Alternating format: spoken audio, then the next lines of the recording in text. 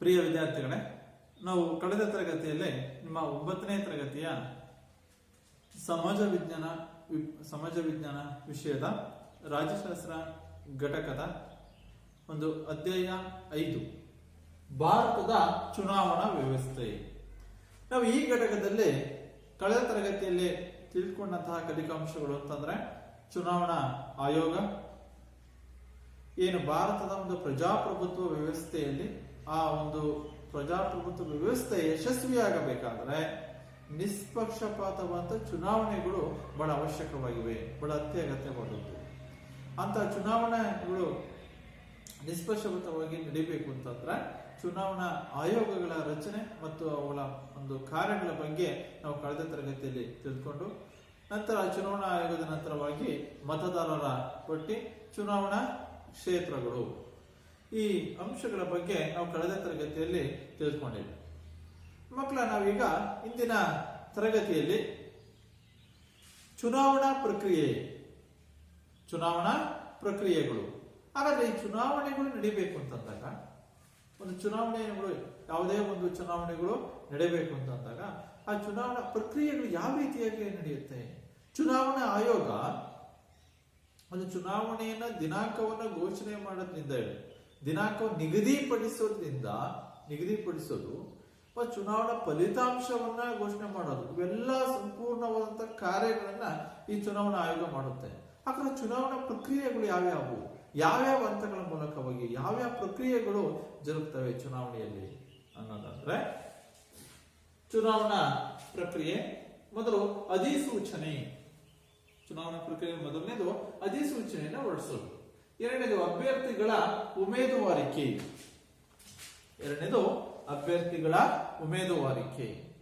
3 ನಾಮಪತ್ರಗಳ ಪರಿಶೀಲನೆ, ನಾಮಪತ್ರಗಳನ್ನ ಪರಿಶೀಲನೆ ಮಾಡೋದು.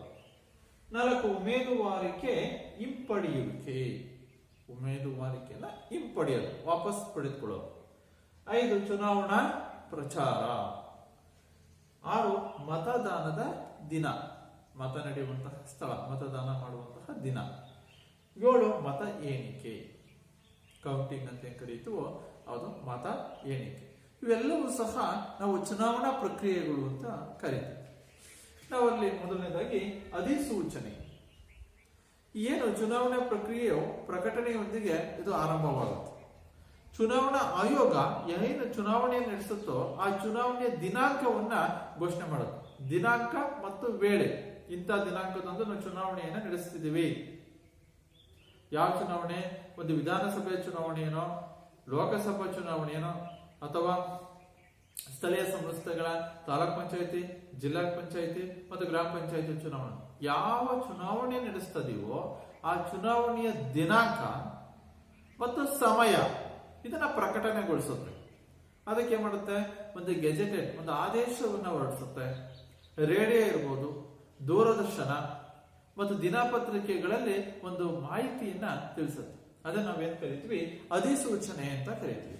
ಚುನಾವಣಾ ಆಯೋಗವು ಚುನಾವಣೆಯ ನಡೆಯುವಂತಹ ದಿನಾಂಕ, ಸಮಯ ಮತ್ತು ಅವುಗಳ ಪೂರ್ಣ ಮಾಹಿತಿಗಳನ್ನ ಪತ್ರಿಕೆಗಳಲ್ಲಿ, ರೇಡಿಯೋಗಳಲ್ಲಿ, ದೂರದರ್ಶನ ಮಾಧ್ಯಮಗಳಲ್ಲಿ ಸರ್ಕಾರ ಪ್ರಕಟಿಸುವಂತ ಗೆಜೆಟ್ ನಲ್ಲಿ ಇದು ಪ್ರಕಟಿಸುತ್ತೆ. ಸರ್ಕಾರ ಏನ್ ಪ್ರಕಟಿಸುತ್ತೋ ಆ ಗೆಜೆಟ್ ನಲ್ಲಿ ಇದು ಪ್ರಕಟಿಸುತ್ತೆ. ಇದನ್ನೇ ನಾವೇನ್ ಕರಿತೀವಿ? ಅಧಿಸೂಚನೆ, ನೋಟಿಫಿಕೇಶನ್. ಮಕ್ಕಳ, ನಿಮಗೆ ಗೊತ್ತಿರಬಹುದು, ಇನ್ನು ಕೆಲವೇ ದಿನಗಳಲ್ಲೇ ಒಂದು ಚುನಾವಣೆ ನಡೆಯುತ್ತೆ. ಗೊತ್ತಿದೆಯಾ? ಯಾವ ಚುನಾವಣೆ? ಗ್ರಾಮ ಪಂಚಾಯಿತಿ ಚುನಾವಣೆ. ನಿಮ್ಮ ಹಳ್ಳಿಯಲ್ಲಿರುವಂತಹ ಏನು ಒಂದು ಗ್ರಾಮ ಪಂಚಾಯಿತಿಗಳಿಗೆ ಚುನಾವಣೆ ನಡೆಯುತ್ತೆ. ನಾವು ಇದನ್ನು ಉದಾಹರಣೆಯಾಗಿ ತೆಗೆದುಕೊಳ್ಳೋದಾದ್ರೆ, ಆ ಗ್ರಾಮ ಪಂಚಾಯಿತಿ ಚುನಾವಣೆ ನಡೆಯುವುದಕ್ಕೆ ಸಂಬಂಧಪಟ್ಟಂತೆ ಚುನಾವಣಾ ಆಯೋಗ ಮಾಡುತ್ತೆ, ಒಂದು ದಿನಾಂಕವನ್ನು ನಿಗದಿಪಡಿಸಿತು.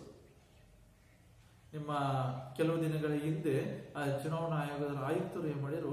ಚುನಾವಣೆ ದಿನಾಂಕ, ಈ ಒಂದು ನಮ್ಮ ರಾಜ್ಯದಲ್ಲಿರುವಂತಹ ಗ್ರಾಮ ಪಂಚಾಯತ್ಗಳಿಗೆ ಚುನಾವಣೆ ಇಂಥ ದಿನಾಂಕ ನಡೆಯುತ್ತದೆ.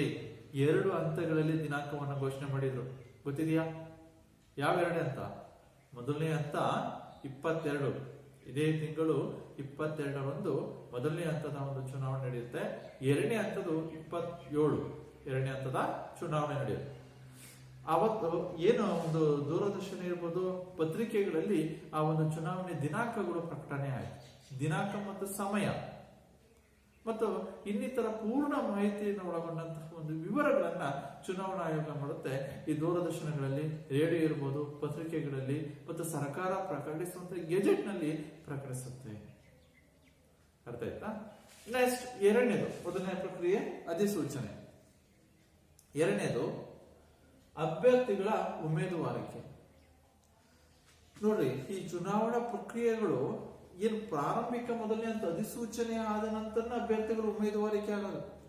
ಈ ಚುನಾವಣಾ ಆಯೋಗ ಘೋಷಣೆ ಮಾಡೋಕ್ಕಿಂತ ಮುಂಚೆ ಬೇರೆ ಯಾರ ವ್ಯಕ್ತಿಗಳಾಗ್ಲಿ, ಯಾವುದೇ ಒಬ್ಬ ವ್ಯಕ್ತಿಗೆ ಆಗ್ಲಿ, ನಮ್ಮ ದೇಶದ ಅಥವಾ ನಮ್ಮ ರಾಜ್ಯದ ಯಾರಿಗೂ ಸಹ ಅಭ್ಯರ್ಥಿಗಳಾಗ್ಲಿ, ನಾನು ಚುನಾವಣೆ ನಿಲ್ಬೇಕಪ್ಪ, ನೀವು ಮುಂದೆ ಬರುವಂತ ಚುನಾವಣೆ ನಾನು ನಿಲ್ಬೇಕು, ಚುನಾವಣೆ ನಿಲ್ಬೇಕು ಅಂತ ಅನ್ಕೊಂಡಿರ್ತಾನೆ.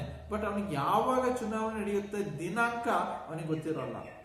ಯಾವಾಗ ಚುನಾವಣಾ ಆಯೋಗ ಒಂದು ಅಧಿಸೂಚನೆಯನ್ನು ಹೊರಡಿಸುತ್ತೋ ಅವಾಗ ಆ ಯಾರು ಚುನಾವಣೆ ನಿಲ್ಬೇಕು ಅಂತ ಒಂದು ತಿಳ್ಕೊಂಡಿರ್ತಾರೆ, ಚುನಾವಣೆ ನಿಲ್ಬೇಕು ಅಂತೇಳಿ ಏನು ಯೋಜನೆಯನ್ನು ಹಾಕೊಂಡಿರ್ತಾರೋ ಆಗ ಅವರಿಗೆ ಗೊತ್ತಾಗ, ಅಧಿಸೂಚನೆ ಆದ ನಂತರ. ನೆಕ್ಸ್ಟ್ ಎರಡನೇದು ಅಭ್ಯರ್ಥಿಗಳ ಉಮೇದುವಾರಿಕೆ, ನಾಮಿನೇಷನ್ ಆಫ್ ದ ಕ್ಯಾಂಡಿಡೇಟ್ಸ್. ಅಭ್ಯರ್ಥಿಗಳ ಉಮೇದುವಾರಿಕೆ. ನಮ್ಮ ದೇಶದಲ್ಲಿ ಪ್ರತಿನಿಧಿತ್ವ ಪ್ರಜಾಪ್ರಭುತ್ವ ವ್ಯವಸ್ಥೆ ಇರೋದ್ರಿಂದ ಜನರಿಗೆ ಮತದಾನವನ್ನ, ಜನರಿಗೆ ಚುನಾವಣೆಗೆ ಸ್ಪರ್ಧಿಸುವ ಮತ್ತು ಚುನಾಯಿಸುವ ಒಂದು ಹಕ್ಕಿರುತ್ತೆ.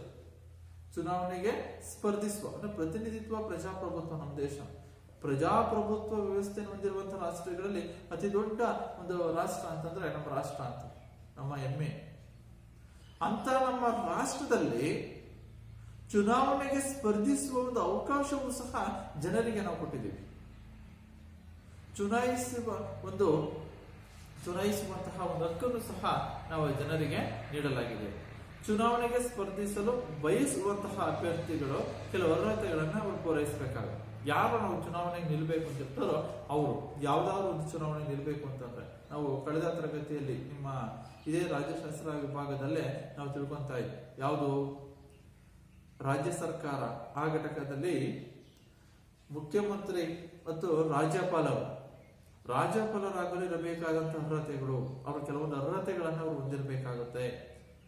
ಮತ್ತು ಮುಖ್ಯಮಂತ್ರಿ ಆಗ್ಬೇಕು ಅಂತಂದ್ರೆ ಭಾರತದ ಪ್ರಜೆಯಾಗಿರಬೇಕು, ಯಾವುದೇ ಸಿವಿಲ್ ಮತ್ತು ಕ್ರಿಮಿನಲ್ ಮೊಕದ್ದಮೆಯನ್ನ ಅವ್ರ ಮೇಲೆ ಇರಬಾರದು. ಹಾಗೆ ಕೆಲವೊಂದು ಕೆಲವೊಂದು ಅರ್ಹತೆಗಳನ್ನು ಅವರು ಹೊಂದಿರಬೇಕು ಅಂತ, ಮತ್ತು ಯಾವುದೇ ಮಾನಸಿಕ ಅಸ್ವಸ್ಥತರಾಗಿರಬಾರ್ದು ಅಂತ. ಅದೇ ರೀತಿ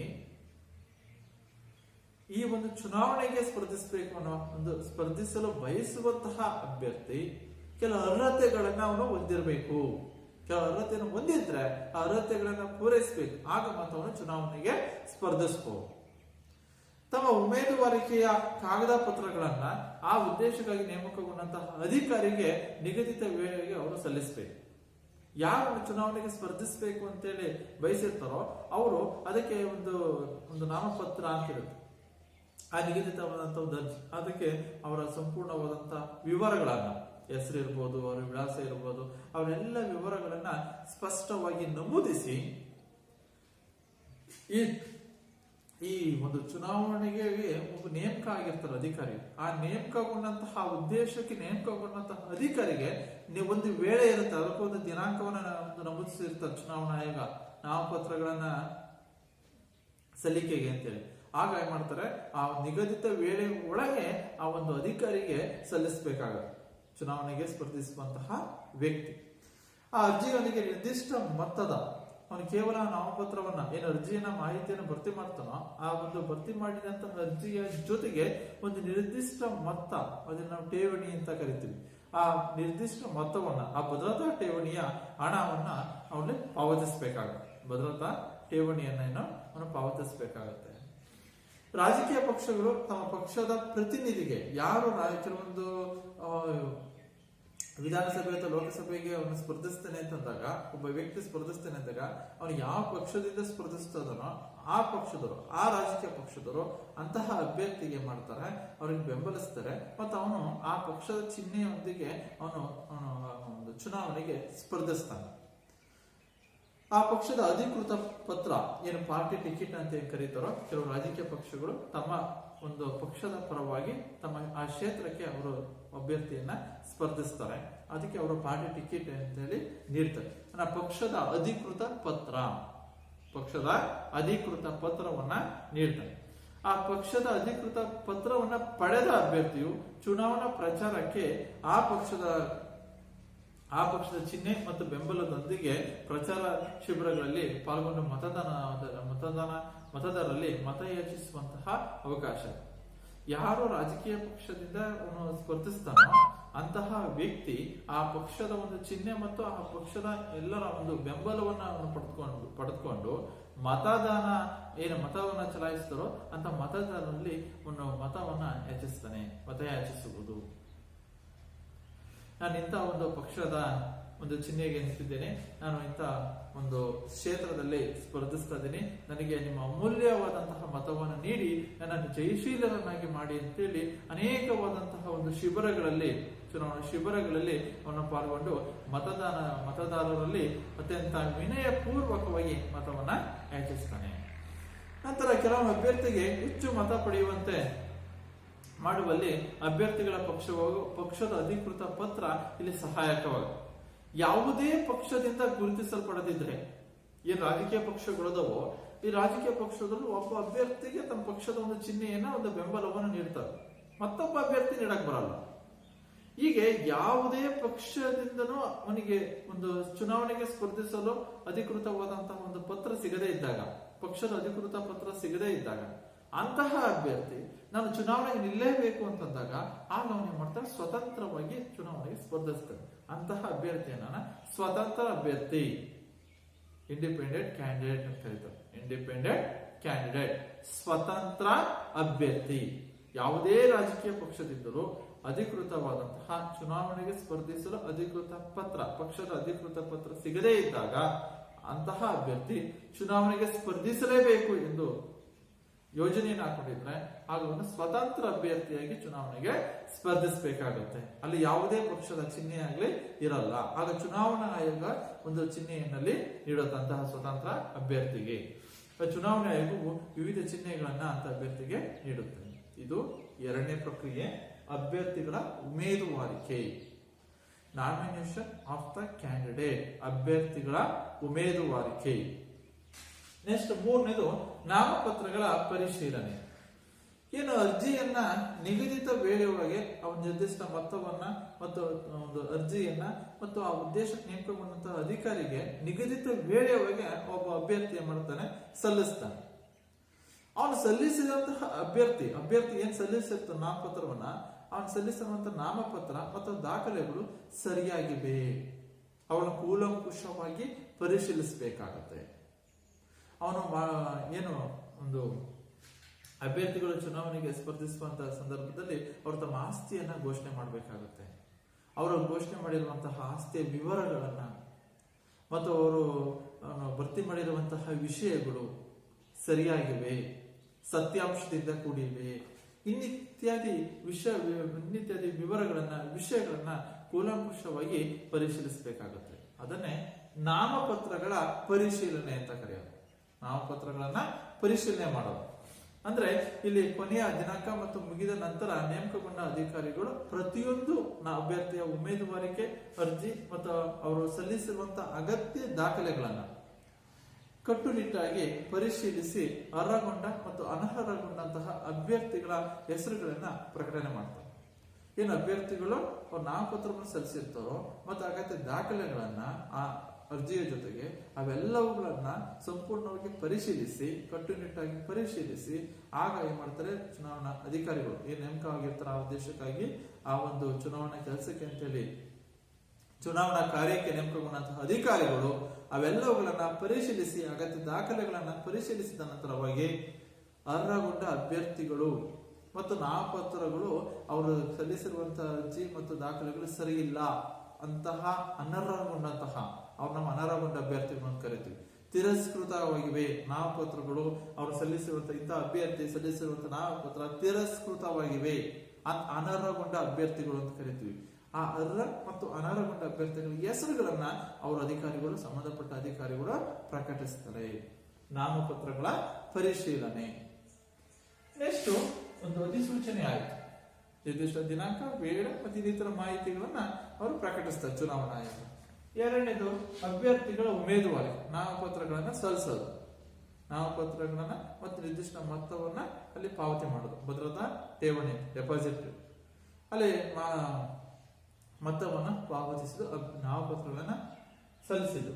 ಇನ್ನು ಮೂರನೇದಾಗಿ ಏನ್ ಮಾಡ್ತೀವಿ, ನಾವು ಸಲ್ಲಿಸಿರುವಂತಹ ನಾಮಪತ್ರಗಳು ಮತ್ತು ನಾವು ಸಲ್ಲಿಕೆ ಮಾಡಿರುವಂತಹ ದಾಖಲೆಗಳು, ಮಾಹಿತಿಗಳು ಸತ್ಯಾಂಶದಿಂದ ಕೂಡಿವೆ ಮತ್ತು ಅವುಗಳನ್ನ ಸರಿಯಾಗಿ ಅಚ್ಚುಕಟ್ಟಾಗಿ ಅವುಗಳನ್ನ ಸಂಪೂರ್ಣವಾಗಿ ಪರಿಶೀಲನೆಯ ಕಾರ್ಯ ಇಲ್ಲಿ ಮೂರನೇ ಪ್ರಕ್ರಿಯೆಯಲ್ಲಿ ನಡೆಯುತ್ತೆ.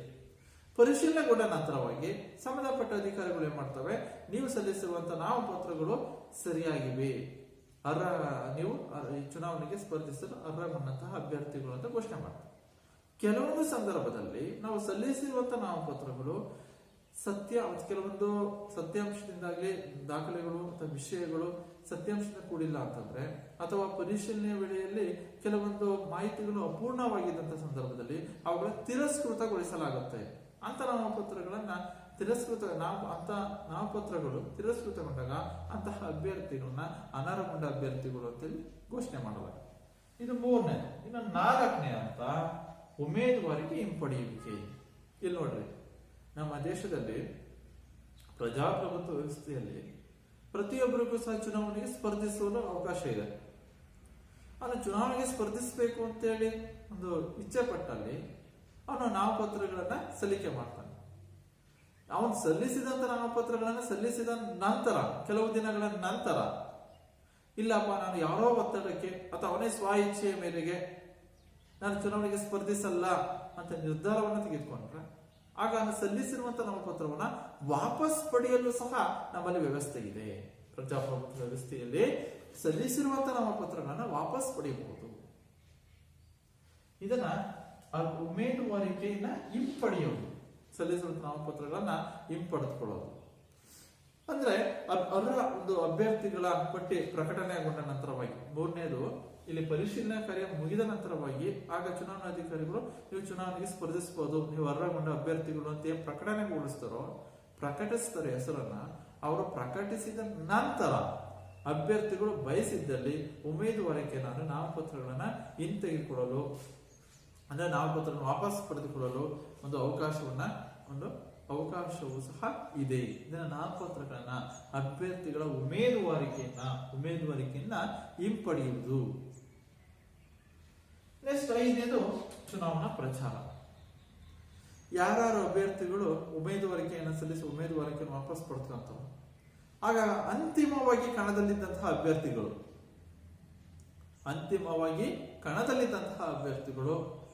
ತಮ್ಮ ಪಕ್ಷದ ಪರವಾಗಿ ತಮ್ಮ ಚಿಹ್ನೆಯೊಂದಿಗೆ, ತಮಗೆ ಏನು ಚುನಾವಣಾ ಆಯೋಗ ನೀಡಿರುವಂತಹ ಚಿಹ್ನೆ, ಆ ಚಿಹ್ನೆಯೊಂದಿಗೆ ಅವರು ಚುನಾವಣಾ ಪ್ರಚಾರ ಕೇಳಿದ್ದಾರೆ. ಪ್ರತಿದಿನವೂ ಸಹ ಅವರು ಚುನಾವಣಾ ಪ್ರಚಾರವನ್ನ ಮಾಡ್ತಾರೆ. ಪ್ರತಿಯೊಂದು ಮತದಾರರಲ್ಲಿ ಹೋಗಿ ಅತ್ಯಂತ ವಿನಯಪೂರ್ವಕವಾಗಿ ಅವರಿಗೆ ವಿನಂತಿಸಿಕೊಂಡು, ನಮ್ಮ ಪಕ್ಷಕ್ಕೆ ನಮಗೆ ನೀವು ನಿಮ್ಮ ಅಮೂಲ್ಯವಾದಂತಹ ಮತವನ್ನು ನೀಡಿ ಅಂತೇಳಿ ಎಲ್ಲ ಆಯಾ ಪಕ್ಷದವರು, ಆಯಾ ಮುಖಂಡರುಗಳು ತಮ್ಮ ಅಭ್ಯರ್ಥಿಯ ಪರವಾಗಿ ಅವರು ಮತ ಯಾಚಿಸ್ತಾರೆ, ಮತ ನೀಡುವಂತೆ ಜನರಲ್ಲಿ ವಿನಂತಿಸಿಕೊಳ್ತಾರೆ. ಪ್ರಚಾರದ ವೇಳೆಯಲ್ಲಿ ರಾಜಕೀಯ ಪಕ್ಷಗಳು ನೋಡ್ರಿ, ಏನ್ ಚುನಾವಣಾ ಪ್ರಚಾರ ಕಾರ್ಯ ನಡೆಯುತ್ತೋ ಆ ಚುನಾವಣಾ ಪ್ರಚಾರ ಮಾಡುವಂತ ಸಂದರ್ಭದಲ್ಲಿ ಬಹಳ ಒಂದು ಗಮನದಲ್ಲಿ ಇಟ್ಕೊಳ್ಬೇಕು.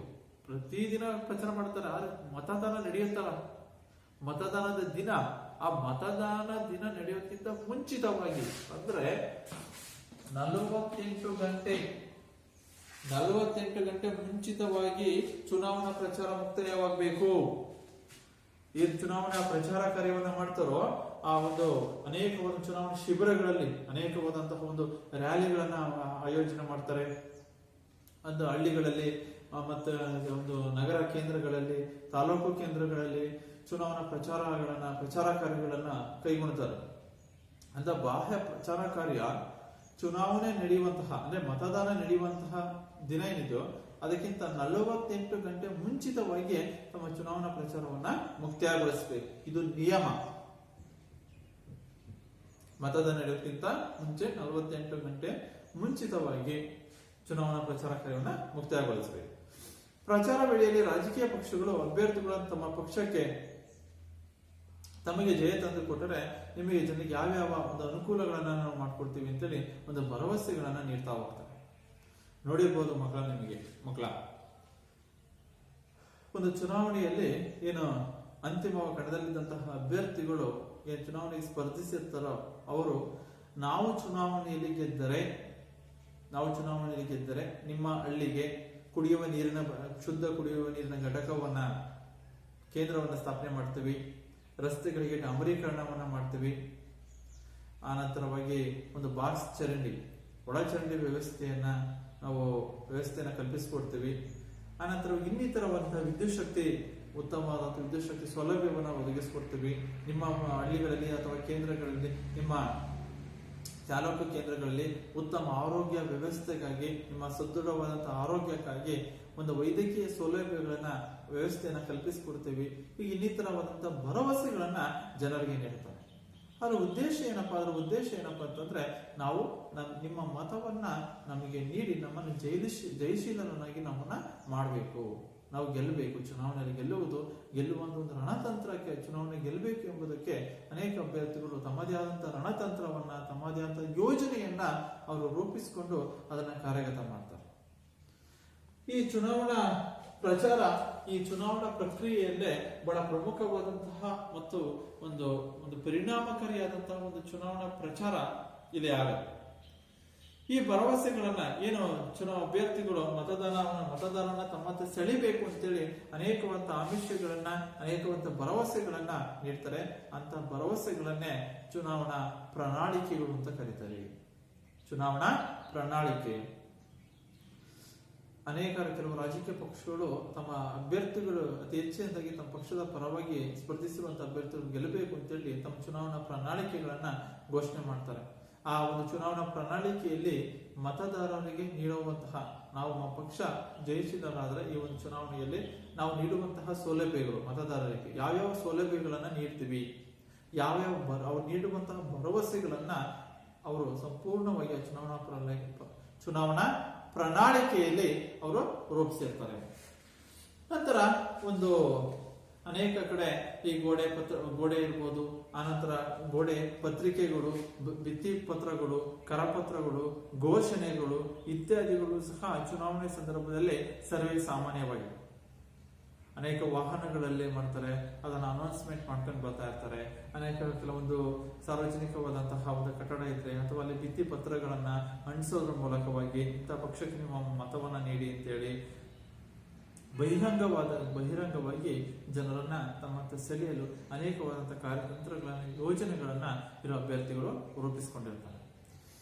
ಈ ಪ್ರತಿಯೊಬ್ಬ ಅಭ್ಯರ್ಥಿಯು ಚುನಾವಣಾ ಆಯೋಗ ನೀಡಿರುವಂತಹ ನೀತಿ ಸಂಹಿತೆಗಳನ್ನ ಕಡ್ಡಾಯವಾಗಿ ಪಾಲಿಸಬೇಕು. ಈ ಚುನಾವಣಾ ಆಯೋಗ ಕೆಲವು ಚುನಾವಣೆಗೆ ಸ್ಪರ್ಧಿಸುವಂತಹ ಅಭ್ಯರ್ಥಿಗಳೇ ಕೆಲವೊಂದು ನೀತಿ ಸಂಹಿತೆಗಳನ್ನ, ನಿಯಮಗಳನ್ನು ಸಹ ಅದು ತಿಳಿಸಿರೋದು. ಆ ನೀತಿ ಸಂಹಿತೆಗೆ ಒಳಪಟ್ಟು ನೀತಿ ಸಂಹಿತೆಗಳನ್ನ ಕಡ್ಡಾಯವಾಗಿ ಅಭ್ಯರ್ಥಿಗಳು ಪಾಲಿಸಬೇಕು.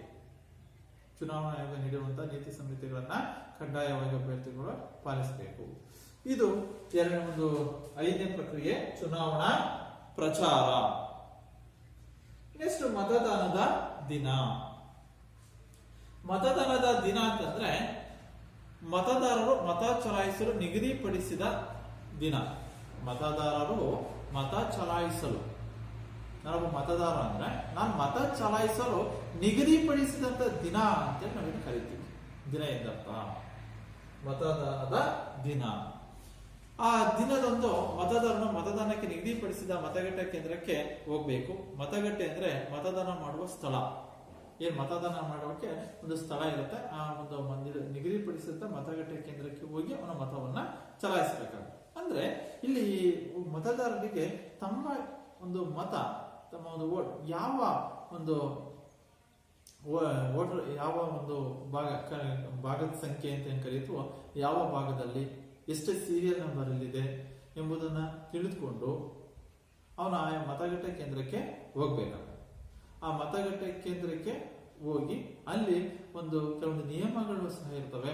ಅವನು ಮತಗಟ್ಟೆ ಕೇಂದ್ರಕ್ಕೆ ಹೋದ ನಂತರವಾಗಿ ಪ್ರಾರಂಭದಲ್ಲಿ ಅವನು ಮತ ಚಲಾಯಿಸಬೇಕು ಅಂತಂದ್ರೆ ಅವನು ಎಲೆಕ್ಷನ್ ID ಕಾರ್ಡ್, ನಮ್ಮ ಕೆಲವೊಂದು ಚುನಾವಣಾ ಆಯೋಗ ಮತ ಚಲಾಯಿಸಲು ಕೆಲವೊಂದು ಅಗತ್ಯ ದಾಖಲೆಗಳನ್ನ ಸರ್ಕಾರ ಸೂಚಿಸಿದ ಯಾವುದೇ ಗುರುತಿನ ಪುರಾವೆಗಳನ್ನ ಅಧಿಕಾರಿಗಳಿಗೆ ತೋರಿಸಬೇಕಾಗುತ್ತೆ. ಎಲೆಕ್ಷನ್ ID ಕಾರ್ಡ್ ಇರ್ಬೋದು, ಪಾನ್ ಕಾರ್ಡ್ ಇರ್ಬೋದು, ಆಧಾರ್ ಕಾರ್ಡ್ ಇರ್ಬೋದು, ಚಾಲನಾ ಪರವಾನಗಿ ಲೈಸೆನ್ಸ್ ಅಂತ ಕರೀತು, ಇವುಗಳನ್ನ ಅಂದ್ರೆ ಸರ್ಕಾರ ಸೂಚಿಸಿದಂತಹ ಗುರುತಿನ ಪುರಾವೆಗಳನ್ನ ಅಲ್ಲಿರುವಂತಹ ಸಂಬಂಧಪಟ್ಟ ಅಧಿಕಾರಿಗಳಿಗೆ ಅವನು ತೋರಿಸಬೇಕು. ಅಲ್ಲಿ ತೋರಿಸಿದ ನಂತರವಾಗಿ ಆಗ ಅವರು ಮತದಾನ ಮಾಡಲು ಅವಕಾಶವನ್ನ ಕಲ್ಪಿಸಿಕೊಡ್ತಾರೆ. ಅದಕ್ಕೆ ಒಂದು ಪ್ರತ್ಯೇಕವಾದಂತಹ ಒಂದು ಕಂಪಾರ್ಟ್ಮೆಂಟ್ ಅಂತ ಇರುತ್ತೆ, ಒಂದು ಮತದಾನದ ಒಂದು ಕೇಂದ್ರ. ಆ ಕೇಂದ್ರಕ್ಕೆ ಹೋದ ನಂತರವಾಗಿ ಮತದಾನದ ಕೊಠಡಿ ಇರುತ್ತೆ. ಆ ಮತದಾನದ ಕೊಠಡಿಯಲ್ಲಿ ಅಧಿಕಾರಿಗಳು ಇರ್ತಾರೆ. PRO ಇರ್ತಾರೆ, APRO ಇರ್ತಾರೆ, polling officer, PO1, PO2, PO3 ಅಂತೇಳಿ ಒಟ್ಟು 4-5 ಜನ ಅಧಿಕಾರಿಗಳು, ಸಿಬ್ಬಂದಿಗಳು ಚುನಾವಣಾ ಕರ್ತವ್ಯವನ್ನ ಅವ್ರು ನಿರ್ವಹಿಸ್ತಾ ಇರ್ತಾರೆ. ಈ ಒಂದು ವಿಧಾನಸಭೆ ಇರ್ಬೋದು, ಲೋಕಸಭೆ ಚುನಾವಣೆಗಳಲ್ಲಿ ಸಾಮಾನ್ಯವಾಗಿ EVM ಅನ್ನ ಬಳಸ್ತೀವಿ. ಎಲೆಕ್ಟ್ರಾನಿಕ್ ವೋಟಿಂಗ್ ಮಿಷನ್ ಅಂತ ನಾವು ಕರಿತೀವಿ. ಆ ಎಲೆಕ್ಟ್ರಾನಿಕ್ ವೋಟಿಂಗ್ ಮಿಷನ್ CU ಮತ್ತು BU ಅಂತಿದೆ. CU ಅಂತಂದ್ರೆ ಕಂಟ್ರೋಲ್ ಯೂನಿಟ್ ಅಂತ ಕರಿತೀವಿ. BU ಅಂತಂದ್ರೆ ಬ್ಯಾಲೆಟ್ ಯೂನಿಟ್ ಅಂತ ಕರಿತೀವಿ. BU ಅಂತಂದ್ರೆ ಬ್ಯಾಲೆಟ್. ಏನು ಮತದಾನ ಕೇಂದ್ರಕ್ಕೆ ಹೋಗಿ ಮತದಾನದ ಕೊಠಡಿ, ಮತವನ್ನು ಚಲಾಯಿಸುವಂತಹ ಕೊಠಡಿಗೆ ಹೋದ ನಂತರವಾಗಿ ಅಲ್ಲಿರುವಂತಹ ಅಧಿಕಾರಿ ನಾವು ತಂದಿರುವಂತಹ ದಾಖಲೆಗಳನ್ನ ಪರಿಶೀಲಿಸಿ ಮತ್ತು ಆ ಹೆಸರನ್ನ ಯಾವ ಸೀರಿಯಲ್ ನಂಬರ್ ಇಲ್ಲಿದೆ ಅನ್ನೋದನ್ನ ಮತ್ತು ನಾವು ತಂದಿರುವಂತಹ ದಾಖಲೆ ಇವೆರಡನ್ನೂ ಸಹ ಅವರು ತಾಳೆ ನೋಡ್ತಾರೆ. ಮತ್ತು ನಾವು ತಂದಿರುವಂತಹ, ಯಾಕಂದ್ರೆ ನಮ್ಮಲ್ಲಿ ಗುರುತಿನ ಒಂದು ಪುರಾವೆ ಇರೋದು, ಭಾವಚಿತ್ರ ಇರೋದು, ಅದಕ್ಕೆ ನೋಡಿದಾಗ ಸರಿ ಇದೆ ಅಂತೇಳಿ ಪರಿಶೀಲಿಸಿದ ನಂತರವಾಗಿ ನಮ್ಮ ಹೆಸರಿನ ಮುಂದೆ ಅವ್ರು ರೈಟ್ ಮಾರ್ಕ್ ಅನ್ನ ಹಾಕ್ತಾರೆ. ರೈಟ್ ಮಾರ್ಕ್ ಹಾಕಿದ ನಂತರವಾಗಿ ಮುಂದೆ ಕಳಿಸಿದಾಗ ಅದೇ ಕೊಠಡಿಯಲ್ಲಿರುವಂತಹ ಮತ್ತೊಬ್ಬ ಅಧಿಕಾರಿಗಳು, ಚುನಾವಣಾ ಕರ್ತವ್ಯ ನಿರ್ವಹಿಸುವಂತಹ ಅಧಿಕಾರಿ ಮತ್ತೊಬ್ಬ ಅಧಿಕಾರಿ ಏನ್ ಮಾಡ್ತಾರೆ, ಆಗ ಅವರಿಗೆ ನಮಗೆ ಒಂದು ಶಾಯಿಯನ್ನ ಬೆರಳಿಗೆ ಹಚ್ಚುತ್ತಾರೆ. ಶಾಯಿಯನ್ನ ಬೆರಳಿಗೆ ಹಚ್ಚಿದ ನಂತರವಾಗಿ ಅವರೊಂದು ಸ್ಲಿಪ್ ಅನ್ನ ಕೊಡ್ತಾರೆ. ಆ ವೋಟರ್ ಸ್ಲಿಪ್ ಅನ್ನ ಅದನ್ನು ತೆಗೆದುಕೊಂಡು ಮುಂದೆ ಹೋದಾಗ ಅಲ್ಲಿರುವಂತಹ ಪೋಲಿಂಗ್ ಆಫೀಸರ್ ಅವ್ರು ಏನ್ ಮಾಡ್ತಾರೆ, ಕಂಟ್ರೋಲ್ ಯೂನಿಟ್ ಅನ್ನ ಬ್ಯಾಲೆಟ್ ಅನ್ನ ಕೊಡ್ತಾರೆ. ಬ್ಯಾಲೆಟ್ ಅನ್ನ ಕೊಟ್ಟಾಗ ಏನ್ ಕಂಪಾರ್ಟ್ಮೆಂಟ್ ಅಂತ ಮಾಡಿರ್ತಾರೆ, ಆ ಕಂಪಾರ್ಟ್ಮೆಂಟ್ ಹೋದಾಗ ಅಲ್ಲಿ BU ಇರುತ್ತೆ, ಬ್ಯಾಲೆಟ್ ಯೂನಿಟ್ ಇರುತ್ತೆ. ಆ ಬ್ಯಾಲೆಟ್ ಯೂನಿಟ್ ಅಲ್ಲಿ ಏನ್ ಚುನಾವಣೆಗೆ ಸ್ಪರ್ಧಿಸಿರ್ತಾರೋ ಆ ಅಭ್ಯರ್ಥಿಗಳ ಹೆಸರು, ಆ ಅಭ್ಯರ್ಥಿಗಳ ಮುಂದೆ ಅವರ ಹೆಸರಿನ ಮುಂದೆ ಚಿಹ್ನೆಗಳು ಇರುತ್ತೆ. ಅವರು ಸ್ಪರ್ಧಿಸಿರುವಂತಹ ಒಂದು ಅಭ್ಯರ್ಥಿಗಳ ಹೆಸರು ಅವ್ರ ಮುಂದೆ ಚಿಹ್ನೆ ಇರುತ್ತೆ. ಅದರ ಮುಂದೆ ಒಂದು ಬಟನ್ ಇರುತ್ತೆ. ಅದನ್ನ ಅವರು ಅಲ್ಲಿ ಯಾವಾಗ ಕಂಟ್ರೋಲ್ ಇಂಟು ಬ್ಯಾಲೆಟ್ ಅನ್ನು ಕೊಟ್ಟ ತಕ್ಷಣವಾಗಿ ಆ ಕಂಪಾರ್ಟ್ಮೆಂಟ್ ಗೆ ಹೋದಾಗ ಮತ ಚಲಾಯಿಸಬೇಕು ಅಂದಿರುವಂತಹ ವ್ಯಕ್ತಿ, ನಾನು ಯಾರಿಗೆ ಮತ ಚಲಾಯಿಸಬೇಕಾಗಿರುತ್ತೋ ಅಂತಹ ವ್ಯಕ್ತಿಯ ಹೆಸರಿನ ಮುಂದಿರುವ ಬಟನ್ ಅನ್ನ ಅವನು ಪ್ರೆಸ್ ಮಾಡಬೇಕು. ಪ್ರೆಸ್ ಮಾಡಿದಾಗ ಆಗ ಬೀಪ್ ಸೌಂಡ್ ಬರುತ್ತೆ. ಬೀಪ್ ಸೌಂಡ್ ಬಂತು ಅಂದ್ರೆ ಅಲ್ಲಿ ನಾವು ಮಾಡಿರುವಂತಹ ಮತದಾನ ಯಶಸ್ವಿಯಾಗಿದೆ, ನಾವು ಒಬ್ಬ ಅಭ್ಯರ್ಥಿಗೆ ಮತವನ್ನ ಚಲಾಯಿಸಿದೀವಿ, ನಮ್ಮ ಹಕ್ಕನ್ನ ನಾವು ಚಲಾಯಿಸಿದೀವಿ. ಮತದಾನ ಮಾಡೋದು ಪ್ರತಿಯೊಬ್ಬರ ಒಂದು ಹಕ್ಕು. ಮತದಾನದ ದಿನ ಎಲ್ಲೂ ಸಹ ಯಾವುದೇ ಒಂದು ಸಮಾರಂಭ ಇರ್ಬೋದು ಅಥವಾ ಆ ದಿನ ರಜೆ ಇರುತ್ತೆ ಅಂತೇಳಿ ಮೋಜು ಮಸ್ತಿಗೆ ಅಂತೇಳಿ ಅನೇಕ ಪ್ರವಾಸಕ್ಕೆ ಹೋಗುವುದರ ಬದಲಾಗಿ ಅವೆಲ್ಲವುಗಳನ್ನ ಬಿಟ್ಟು ಮತ ಚಲಾಯಿಸುವುದು ಪ್ರತಿಯೊಬ್ಬರ ಹಕ್ಕು, ನಿಮ್ಮೆಲ್ಲರ ಹಕ್ಕು. ಅದನ್ನ ಕಡ್ಡಾಯವಾಗಿ ನಾವು ಮತದಾನವನ್ನ ಮಾಡಬೇಕು. ಯಾಕೆಂತಂದ್ರೆ ಆ ಒಂದು ಸ್ಪರ್ಧಿಸುವಂತಹ ಅಭ್ಯರ್ಥಿಯನ್ನ ನಾವು ಚುನಾವಣೆಯಲ್ಲಿ ಚುನಾವಣೆಯಲ್ಲಿ ಮತ ಚಲಾಯಿಸಿ ನಾವು ಗೆಲ್ಲಿಸಿದ್ರೆ ಅವನು ಇಡೀ ನಮ್ಮ ದೇಶವನ್ನು, ಇಡೀ ನಮ್ಮ ರಾಜ್ಯವನ್ನ ಮತ್ತು ಇಡೀ ರಾಜ್ಯದ ಒಂದು ಆಡಳಿತ ವ್ಯವಸ್ಥೆಯನ್ನ ದಕ್ಷತೆಯಿಂದ ಪ್ರಾಮಾಣಿಕತೆಯಿಂದ ಕಾರ್ಯನಿರ್ವಹಿಸಿದ್ರೆ ಆಗ ದೇಶಕ್ಕೆ, ನಮ್ಮ ರಾಜ್ಯಕ್ಕೆ ಒಳ್ಳೆಯ ಹೆಸರು ಬರುತ್ತೆ. ಅದರಿಂದವಾಗಿ ಅಂತಹ ಅರ್ಹವಾದಂತಹ, ಅಂತಹ ಸಾಮರ್ಥ್ಯ ಉಳ್ಳಂತಹ, ದಕ್ಷತೆ ಉಳ್ಳಂತಹ, ಪ್ರಾಮಾಣಿಕತೆ ಉಳ್ಳಂತಹ ಯೋಗ್ಯ ಅಭ್ಯರ್ಥಿಯನ್ನ ಆರಿಸುವುದು, ಆ ಅಭ್ಯರ್ಥಿಯ ಮತ ಚಲಾಯಿಸುವುದು ನಿಮ್ಮೆಲ್ಲರ ಕರ್ತವ್ಯ ಆಗಿರುತ್ತೆ. ಅದರಿಂದವಾಗಿ ಮತದಾನವನ್ನ ಕಡ್ಡಾಯವಾಗಿ ನಾವು ಮಾಡಬೇಕು. ಈ ಮತದಾನಕ್ಕೆ ಮತ ಚಲಾಯಿಸಬೇಕು ಅಂದ್ರೆ 18 ವರ್ಷ ಆಗಿರ್ಬೇಕು. ಮತದಾನ ಮಾಡೋದು ಕಡ್ಡಾಯ ಆಗುವುದು, ಮತವನ್ನು ಚಲಾಯಿಸಬೇಕು ಅಂತ ಹೇಳಿ 18 ವರ್ಷಕ್ಕಿಂತ ಕಡಿಮೆ ಇರೋಗಿ ನಾವು ಮತ ಚಲಾಯಿಸಬೇಕು ನಂಗೆ ಅವಕಾಶ ಮಾಡಿಕೊಡ್ರಿ, ಸಾಧ್ಯ ಇಲ್ಲ. ಮತದಾನಕ್ಕೆ 18 ವರ್ಷ ಆಗಿರಬೇಕು. 18 ವರ್ಷ ಮೀರಿದಂತಹ ಯಾವುದೇ ಗಂಡು, ಯಾವುದೇ ಹೆಣ್ಣು, ಯಾವುದೇ ಜಾತಿ, ಯಾವುದೇ ಭಾಷೆ, ಯಾವುದೇ ಒಂದು ತಾರತಮ್ಯ ಇಲ್ಲದೆ ಮತವನ್ನ ಚಲಾಯಿಸಬಹುದು. ಇದು ಮತದಾನದ ದಿನ. ಏನು ಮತದಾನಕ್ಕೆ ಒಂದು ದಿನಾಂಕ ಇರುತ್ತೋ ಆ ದಿನಾಂಕದಂದು ಬೆಳಿಗ್ಗೆ 7ರಿಂದ ಸಂಜೆ 6 ಗಂಟೆವರೆಗೂ ಮತದಾನ ನಡೆಯುತ್ತೆ. ಕೆಲವೊಂದು ಸಂದರ್ಭದಲ್ಲಿ ಚುನಾವಣಾ ಆಯೋಗ ಏನ್ ಮಾಡುತ್ತೆ, ಸಮಯವನ್ನ ಸ್ವಲ್ಪ ಸಮಯ ಮುಂಚಿತವಾಗಿ ತಿಳಿಸಿರುತ್ತೆ. ಇನ್ನು ಕೆಲವೊಂದು ಸಂದರ್ಭದಲ್ಲಿ ಪರಿಸ್ಥಿತಿಗೆ ಅನುಗುಣವಾಗಿ ಮಾಡುತ್ತೆ, ಸಮಯದಲ್ಲಿ ಅಲ್ಪ ಸ್ವಲ್ಪ ಬದಲಾವಣೆಯನ್ನ ಮಾಡುತ್ತೆ. ಆದ್ರೆ ಇತ್ತೀಚಿನ ದಿನಗಳಲ್ಲಿ ಸಾಮಾನ್ಯವಾಗಿ ಮತದಾನದ ಸಮಯ ಬೆಳಗ್ಗೆ 7ರಿಂದ ಸಂಜೆ 6ರವರೆಗೆ ಮತದಾನ ಮಾಡುವಂತ ಸಮಯವನ್ನ ನಿಗದಿಪಡಿಸಿ. ಪ್ರಾರಂಭದಲ್ಲಿ ಸಂಜೆ 5 ಇತ್ತು, ನಂತರ ಅದನ್ನ ಸಂಜೆ 5 ಇತ್ತು, ನಂತರ ಅದನ್ನ 6ಕ್ಕೆ ವಿಸ್ತರಿಸಲಾಗಿದೆ. ಮತದಾನದ ಸಮಯ ಏನಾವತ್ತು ಮತದಾನ ದಿನಾಂಕ ಇತ್ತು ಆ ದಿನಾಂಕ ಮತ್ತು ಆ ಸಮಯದ ಒಳಗಡೆ ಮತವನ್ನ ಚಲಾಯಿಸಬಹುದು. ಇದು ಮತದಾನದ ಚುನಾವಣಾ ಪ್ರಕ್ರಿಯೆಯಲ್ಲಿ ಒಂದು 6ನೇ ಪ್ರಕ್ರಿಯೆ ಮತದಾನದ ದಿನ. ಇಲ್ಲಿ ವಿದ್ಯುನ್ಮಾನ ಯಂತ್ರ ಏನಂತ ಕರಿತೀವಿ, ಇವಿಎಂ, ಎಲೆಕ್ಟ್ರಾನಿಕ್ ವೋಟಿಂಗ್ ಮಿಷಿನ್, ಅದರ ಸಹಾಯದಿಂದ ಮತವನ್ನ ಚಲಾಯಿಸಬಹುದು. ನೆಕ್ಸ್ಟ್ 7ನೇದು ಮತ ಎಣಿಕೆ.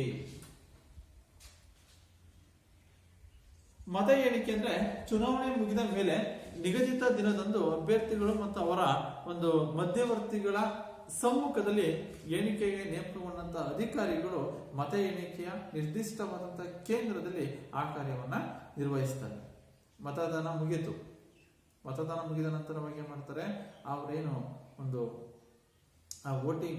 ವೋಟ್ ಆಗಿರುತ್ತೋ ಆ ಕಂಟ್ರೋಲ್ ಯೂನಿಟ್ ಅಂತ ಏನ್ ಕರೀತೀವೋ ಕಂಟ್ರೋಲ್ ಯೂನಿಟ್ ಮತ್ತು ಬ್ಯಾಲೆಟ್ ಯೂನಿಟ್ ಅವೆರಡನ್ನು ಸಹ ಎಲ್ಲಿ ಮತದಾನ ಎಣಿಕೆ ಕೇಂದ್ರ ಅದನ್ನು ಚುನಾವಣಾ ಆಯೋಗ ಮುಂಚಿತವಾಗಿ ತಿಳಿಸಿರೋ ಮತ ಎಣಿಕೆ ಕೇಂದ್ರ ಅಂತ ಘೋಷಣೆ ಮಾಡಿರೋ ಯಾವ ಮತ ಎಣಿಕೆ ಕೇಂದ್ರ ಇರುತ್ತೋ ಅಂತಹ ಮತ ಎಣಿಕೆ ಕೇಂದ್ರಕ್ಕೆ ರವಾನೆ ಮಾಡ್ತಾರೆ. ದಿನಾಂಕ ಯಾವತ್ತು ಮತ ಎಣಿಕೆ ನಡೀಬೇಕು ಅಂತ ದಿನಾಂಕವನ್ನು ಘೋಷಣೆ ಮಾಡಿರುತ್ತೋ ಅಂತ ಮತ ಎಣಿಕೆಯ ದಿನದಂದು ಏನ್ ಮಾಡ್ತಾರೆ, ಅದಕ್ಕೆ ನೇಮಕಗೊಂಡಂತಹ ಅಧಿಕಾರಿಗಳು ತಮ್ಮ ಕರ್ತವ್ಯವನ್ನಲ್ಲಿ ನಿರ್ವಹಿಸ್ತಾರೆ. ಅಲ್ಲಿ ಮತ ಎಣಿಕೆ ಕಾರ್ಯ ನಡೀಬೇಕಾದ್ರೆ ಚುನಾವಣೆಗೆ ಸ್ಪರ್ಧಿಸುವಂತಹ ಅಭ್ಯರ್ಥಿಗಳು ಮತ್ತು ಅವರ ಅಭ್ಯರ್ಥಿಗಳು ಮತ್ತು ಅವರ ಮಧ್ಯವರ್ತಿಗಳ ಸಮ್ಮುಖದಲ್ಲಿ ಅವ್ರ ಏಜೆಂಟ್ ಅಂತ ಕರಿತೀವಿ ಅವ್ರನ್ನ, ಅಭ್ಯರ್ಥಿಗಳು ಮತ್ತು ಅವರ ಏಜೆಂಟ್, ಪೋಲಿಂಗ್ ಏಜೆಂಟ್ ಅಂತ ಕರಿತೀವಿ, ಆ ಏಜೆಂಟ್ಗಳ ಸಮ್ಮುಖದಲ್ಲಿ ಎಣಿಕೆ ಕಾರ್ಯಲ್ಲಿ ನಡೆಯುತ್ತೆ. ಈ ವಿದ್ಯುನ್ಮಾನ ಮತಯಂತ್ರಗಳು ಬಂದ ಮೇಲೆ ಮತ ಎಣಿಕೆ ಅತ್ಯಂತ ಸುಲಭ. ಈ ಇವಿಎಂ ಮಿಷಿನ್ ಬಂದ ಮೇಲೆ ಮತ ಎಣಿಕೆ ಕಾರ್ಯ ಬಹಳ ಸುಲಭ. ಅತಿ ಕಡಿಮೆ ಸಮಯದಲ್ಲಿ ಒಂದು ರಿಸಲ್ಟ್ ಅನ್ನ ನಾವು ಅನೌನ್ಸ್ ಮಾಡಬಹುದು. ಯಾಕೆಂತಂದ್ರೆ ನಾನು ಹೇಳಿದ ಕಂಟ್ರೋಲ್ ಯೂನಿಟ್ ಅಂತಿದ್ದ ಕಂಟ್ರೋಲ್ ಯೂನಿಟ್ ಇದೆಯೋ ಆ ಕಂಟ್ರೋಲ್ ಯೂನಿಟ್ ಅಲ್ಲಿ ಸಂಪೂರ್ಣವಂತ ವೋಟಿಂಗ್ಸ್ ಏನಾಗುತ್ತೆ ಅಲ್ಲಿ ಸ್ಟೋರ್ ಆಗಿರುತ್ತೆ. ಅಲ್ಲಿ ಅವ್ರ ಮತದಾನ ನಡೆಯುತ್ತೋ ಅಂತ ಮತದಾನ ನಡೆಯುವಂತ ದಿನ ಸಂಜೆ 6 ಗಂಟೆಗೆ ವೋಟ್ ಮುಗೀತು ಅಂತಂದಾಗ ಅಲ್ಲಿ ಕ್ಲೋಸ್ ಬಟನ್ ಇರುತ್ತೆ. ಕ್ಲೋಸ್ ಬಟನ್ ಒತ್ತಿದ್ರೆ ಅಲ್ಲಿ ಕ್ಲೋಸ್ ಆಗುತ್ತೆ. ಅಂದ್ರೆ ಮತ್ತೆ ನಾವು ಇನ್ನು ಮತವನ್ನ ಚಲಾಯಿಸಲು ಅವಕಾಶ ಇರಲ್ಲ. ಮತ ಎಣಿಕೆ ಕೇಂದ್ರಕ್ಕೆ ಅದನ್ನ ತೆಗೆದುಕೊಂಡು ಬಂದಾಗ ಸಂದರ್ಭದಲ್ಲಿ ಅಲ್ಲಿ ಟೋಟಲ್ ಅಂತ ಇರುತ್ತೆ ಬಟನ್. ಆ ಟೋಟಲ್ ಬಟನ್ ಪ್ರೆಸ್ ಮಾಡಿದಾಗ ಯಾವ್ಯಾವ ಅಭ್ಯರ್ಥಿಗೆ ಇಷ್ಟು ಮತ ಚಲಾವಣೆ ಆಗಿದೆ ಅಂತೇಳಿ ಅಲ್ಲಿ ಡಿಸ್ಪ್ಲೇ ಆಗುತ್ತೆ. ಆ ಇವಿಎಂ ಮಿಷಿನ್ ಬಂದ ನಂತರವಾಗಿ ಮತ ಎಣಿಕೆ ಕಾರ್ಯ ಬಹಳ ಸುಲಭವಾಗಿದ್ದು ಅತ್ಯಂತ ಕಡಿಮೆ ಸಮಯದಲ್ಲಿ ಫಲಿತಾಂಶವನ್ನ ಘೋಷಣೆ ಮಾಡಲು ಅನುಕೂಲವಾಗಿದೆ. ನೆಕ್ಸ್ಟ್ ಈ ಒಂದು ವೇಳೆ ಏನಾದ್ರೂ ಅವ್ಯವಹಾರಗಳು ಈ ಮತ ಎಣಿಕೆ ಕಾರ್ಯದಲ್ಲಿ ಅವರಿಗೆ ಬಂದಿರುವಂತಹ ಅಭ್ಯರ್ಥಿಗೆ ಬಂದಿರುವಂತಹ ಎಷ್ಟು ಬಂದಿದೆಯೋ ಮತಗಳು ಬಂದಿದೆಯೋ ಅಂತೇಳಿ ಅವ್ರಿಗೆ ಸಂದೇಹಗಳು ಮತ್ತು ಅವ್ಯವಹಾರಗಳು ನಡೆದಿದೆ ಅಂತೇಳಿ ಅವ್ರಿಗೆ ಅನಿಸಿದ್ರೆ ಆಗ ಅಂತಹ ಅಭ್ಯರ್ಥಿಗಳು ಅವರು ನ್ಯಾಯಾಲಯದ ಮೊರೆ ಹೋಗಬಹುದು. ರಿಟರ್ನಿಂಗ್ ಅಧಿಕಾರಿಯು ಮತವನ್ನು ಎಣಿಕೆಯ ಫಲಿತಾಂಶವನ್ನ ರಿಟರ್ನಿಂಗ್ ಅಧಿಕಾರಿ ಏನು ಆರ್ಒ ಅಂತ ಕರೀತೀವೋ ಆ ರಿಟರ್ನಿಂಗ್ ಅಧಿಕಾರಿ ಮತ ಎಣಿಕೆಯ ಒಂದು ಫಲಿತಾಂಶವನ್ನ ಅವರು ಘೋಷಣೆ ಮಾಡ್ತಾರೆ. ಇದು ಮತ ಎಣಿಕೆ ಕಾರ್ಯ. ಇವೆಲ್ಲವೂ ಮಕ್ಕಳ ಚುನಾವಣಾ ಪ್ರಕ್ರಿಯೆಗಳು. ಇಷ್ಟು ಅಂಶಗಳು. ಮೊದಲನೇದಿಗೆ ಅಧಿಸೂಚನೆಯನ್ನ ಹೊರಡಿಸುತ್ತಾರೆ ಚುನಾವಣಾ ಆಯೋಗ. ಎರಡನೇದು ಅಭ್ಯರ್ಥಿಗಳ ಉಮೇದುವಾರಿಕೆ ಆಗುತ್ತೆ, ನಾಮಪತ್ರಗಳನ್ನು ಸಲ್ಲಿಕೆ ಮಾಡೋದು. ಮೂರನೇದು ನಾವು ಸಲ್ಲಿಸಿರುವಂತಹ ನಾಮಪತ್ರಗಳ ದಾಖಲೆಗಳನ್ನ ಮತ್ತು ಪೂರ್ಣ ಮಾಹಿತಿಗಳನ್ನ ಪರಿಶೀಲನೆ ಮಾಡೋದು. ನಾಲ್ಕನೇದು ನಾನು ಅಭ್ಯರ್ಥಿಗಳನ್ನ ನಾನು ಇಷ್ಟಪಟ್ಟಿದ್ದಲ್ಲಿ ನಾನು ಸಲ್ಲಿಸಿರುವಂತ ನಾಮಪತ್ರಗಳನ್ನು ವಾಪಸ್ ಪಡೆದುಕೊಳ್ಬಹುದು. 5ನೇದು, ಅಂತಿಮವಾಗಿ ಕಣದಲ್ಲಿ ಎಷ್ಟು ಜನ ಅಭ್ಯರ್ಥಿಗಳಿದ್ರು ಅವರು ಚುನಾವಣಾ ಪ್ರಚಾರ ಕಾರ್ಯಗಳನ್ನ ಕೈಗೊಂತಾರೆ.